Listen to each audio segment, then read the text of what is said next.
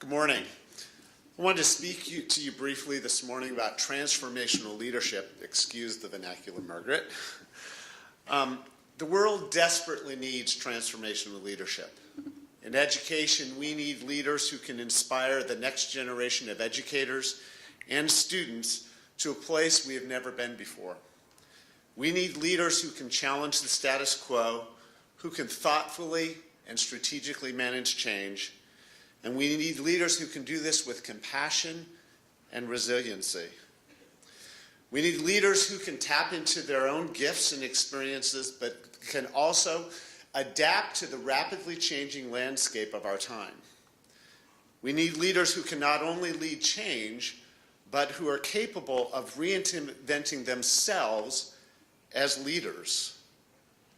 We need leaders who are willing to look into the deepest parts of themselves, willing to discover their true gifts, as well as face their demons, so that they can ultimately become the best possible version of themselves. We need transformational leaders who can lead from the inside out. When I was 18, I learned about personal reinvention. I have unwittingly used these lessons for most of my life, both personally and professionally.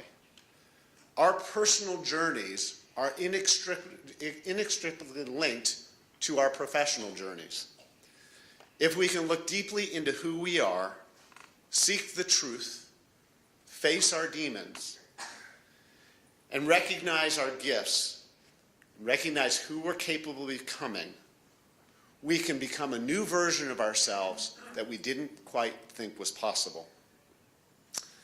Personal reinvention creates deep satisfaction and peace, and it inspires others to consider what they too might be capable of, showing them what is possible. I've had to learn this lesson time and time again. Each time it's been grueling and difficult. Each time it's released me to become a better version of myself. Each time it's given me permission to lead in a new way, tapped into capabilities that I didn't know that I had, and not only changed me, but inspired others along the way. Each season of my life has become personally transformational, becoming part of the story and part of who I am. So back to when I was 18 years old, I'd been kicked out of my local high school. I barely graduated from the high school across the tracks in Fresno, California. I was a young man that was lost and broken, directionless and lonely. I was kicked out of my home, and I was on my own. But I actually believed in change. I believed in transformational change. I believed in the hope of the human spirit, and I believed in a higher power. A personal reinvention took place, and now many years later, each juncture of my life has required a personal reinvention in order to bring forward the leadership that was required of me. It isn't easy, and it cannot be done alone. So what does inside-out transformational leadership look like? It requires a vision of what's possible, a picture of what you think you are capable of and what you can become. I call this vision work. It requires surrounding yourself with people who know more than you are, know more than you know, are more capable than you are, and can show you what true excellence looks like. I call this expert work. It requires relationships with people who will love you no matter what, who will tell you the truth no matter what. They will push you, challenge you, argue with you, and at the end of the day, they will stand in your corner when it isn't very easy to be in your corner. I've had amazing people along every step of my journey. I call this mentor work. It requires you to face your demons, your fear, your shame, your insecurities, and to challenge the self-talk that you've developed over most of your life. I call this self-work. It requires that you pursue the dream relentlessly, and even with setbacks and failure, and the next day causing you to get up, brush yourself off, and try again. I call this hard work.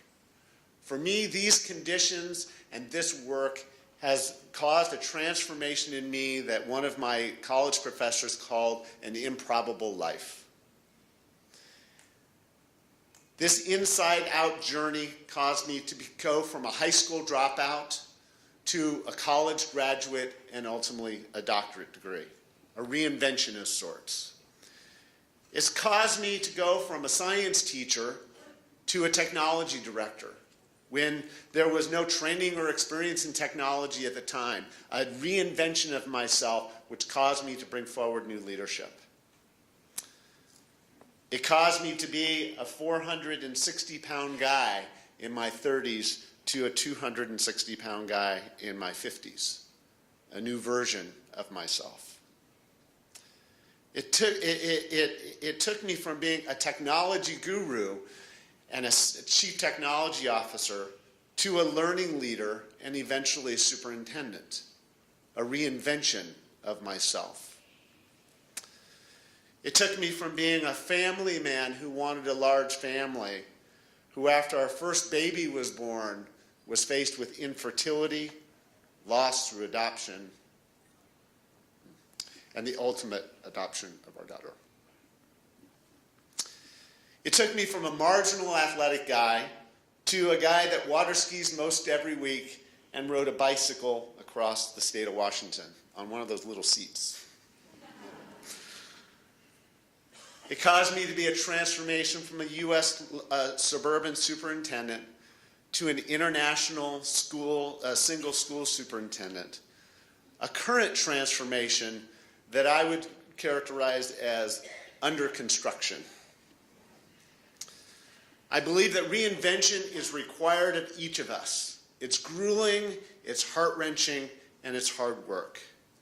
I also believe that in each of us, there is potential we have not tapped.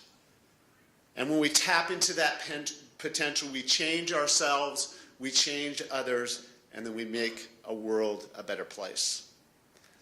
I'm on this stage as a result of the investment of others in my life. I'm a representation of the hope with the resiliency of the human spirit, and I'm a man who's committed each day to trying to become a better version of myself so that I have the moral authority to lead others. Thank you.